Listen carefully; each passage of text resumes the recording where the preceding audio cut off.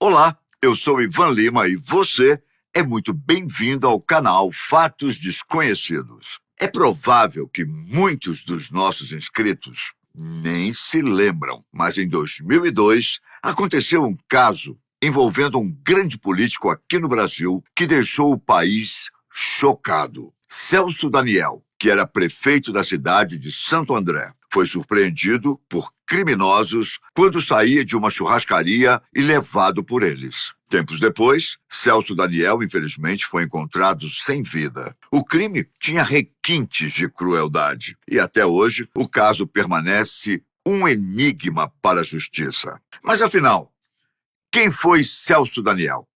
Quem foi o mandante do crime? Vem comigo, que eu te conto todo o desfecho que sabemos sobre este caso. Nascido em Santo André, município brasileiro da região do Grande ABC, na zona sudeste da Grande São Paulo, Celso Daniel veio ao mundo no dia 16 de abril de 1951. Filho de Bruno José Daniel, ex-prefeito da sua cidade natal, Celso começou a se interessar por política após estudar filosofia e se formar em engenharia. Em sua carreira como engenheiro, ele trabalhou no departamento de trânsito da Prefeitura Municipal de Santo André, mas também foi professor universitário, dando aulas de administração pública e economia. Em 1988, ele então foi eleito para seu primeiro cargo como político. Celso Daniel, como prefeito de Santo André, assim como seu pai, assumiu o cargo em 1989. Posteriormente, ele se elegeu como deputado federal por São Paulo, mas anos depois, em 1997, ele voltou para a prefeitura de Santo André. Celso Daniel teve uma filha chamada Liora, fruto da união com Miriam Belchior, ex-esposa de Celso. Quando desapareceu, o político namorava Ivone de Santana, que foi considerada sua viúva. Membro do PT, ou Partido dos Trabalhadores, Celso era uma figura respeitada dentro do partido, tanto que seu enterro contou com a presença da alta cúpula do grupo. Porém, o homem que parecia ser um excelente político, infelizmente, encontrou a morte em seu caminho. No dia 18 de janeiro de 2002, Celso Daniel saiu para jantar nos Jardins, um bairro nobre de São Paulo. Ele se encontrou com seu velho conhecido, Sérgio Gomes da Silva, chamado pelos amigos mais íntimos de Sombra. Os dois jantaram, conversaram e, após uma farta refeição, Celso e Sombra saíram do restaurante em uma Mitsubishi Pajero, fortemente blindada, que era propriedade de Sérgio. Foi então que o carro em que Celso e Sombra estavam começou a ser perseguido por 3 outros veículos. Já na zona sul de São Paulo, o veículo foi cercado e os homens já desceram atirando contra o lado do passageiro. Felizmente, o carro era blindado e ninguém foi atingido pelos disparos. Mas isso não impediu que Celso Daniel fosse sequestrado. Os criminosos abriram a porta do carro e levaram Celso Daniel, enquanto Sombra foi deixado sem nenhum ferimento. 2 dias depois, o corpo de Celso Daniel foi encontrado em uma estrada no município de Juquitiba. Seu corpo mostrava os sinais da crueldade cometida contra ele. A autópsia indicou que Celso tinha uma lesão próxima do ouvido esquerdo, ferimento que provavelmente ele obteve na hora do sequestro. Horas depois, ele foi queimado nas costas e sofreu com estilhaços do disparo de uma arma. Ele também apresentava lesões no braço, rosto e pernas. Um dos disparos contra o político entrou no peito e saiu pela axila. E outro disparo atingiu seu ombro direito. Um terceiro tiro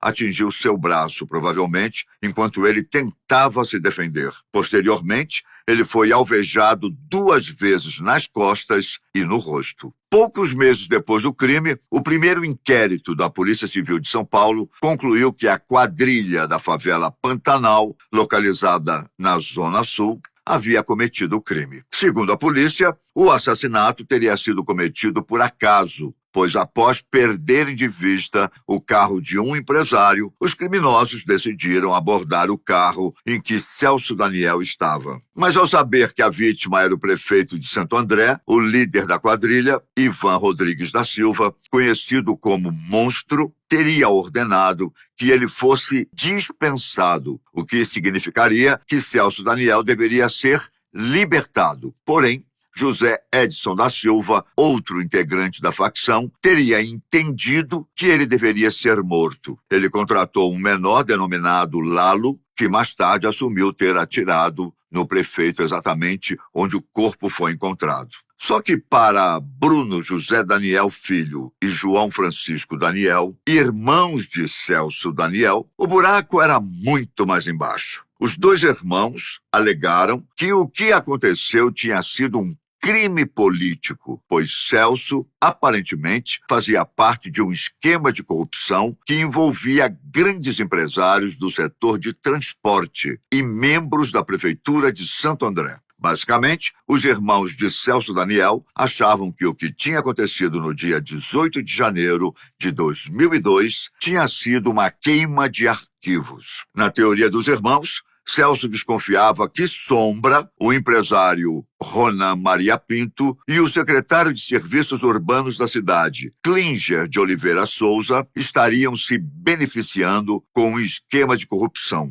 Por isso, Celso teria decidido acabar com os desvios. Tempos depois, Sombra foi apontado como mandante do assassinato. Além disso, tanto ele quanto Ronan e Klinger foram condenados devido à máfia dos transportes na prefeitura de Santo André. Ou seja, algo de errado realmente estava acontecendo.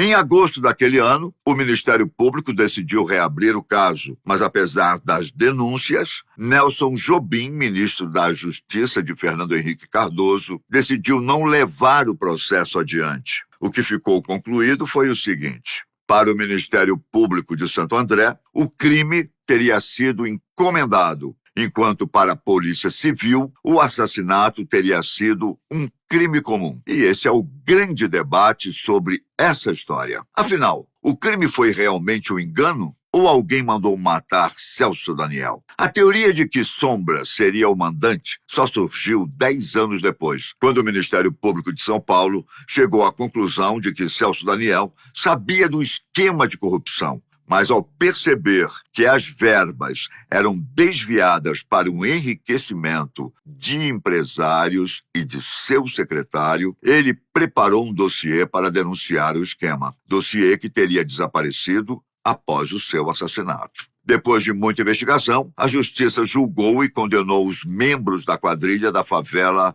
do Pantanal. Entre os condenados estavam Marcos Roberto Bispo dos Santos, o Marquinhos, Rodolfo Rodrigo dos Santos Oliveira, o Bozinho, José Edson da Silva, o Zé Edson, Ivan Rodrigues, o Monstro, Elcide Oliveira Brito, o John, Itamar Messias Silva dos Santos, o Olho de Gato, e Laércio dos Santos Nunes, o Lalo.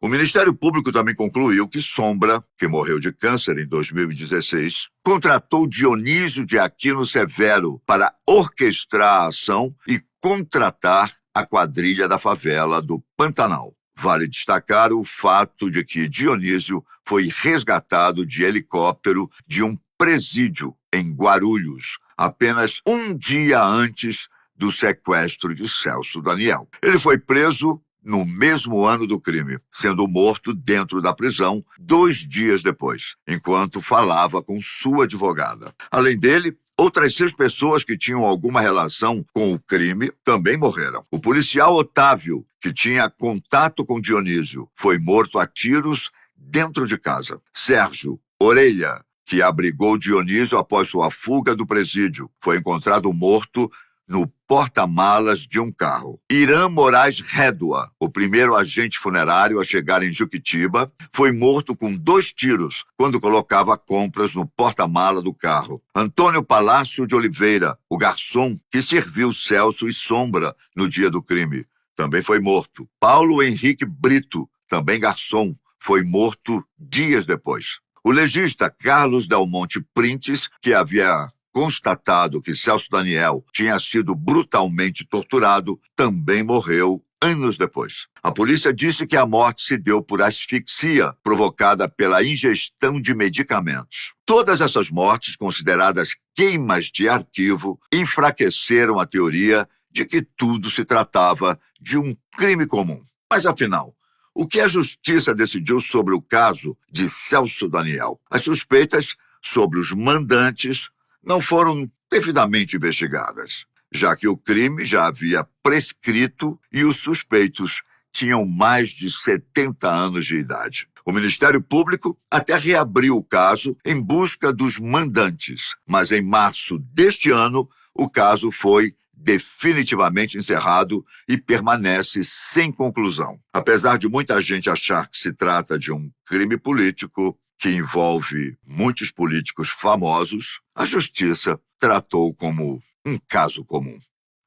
E a dúvida continua. Celso Daniel foi assassinado por acaso? Ou alguém mandou matá-lo?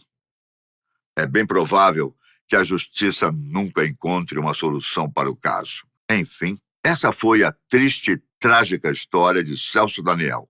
Eu fico por aqui, mas nos vemos no próximo vídeo da Fatos Desconhecidos. Fiquem com Deus. Tchau.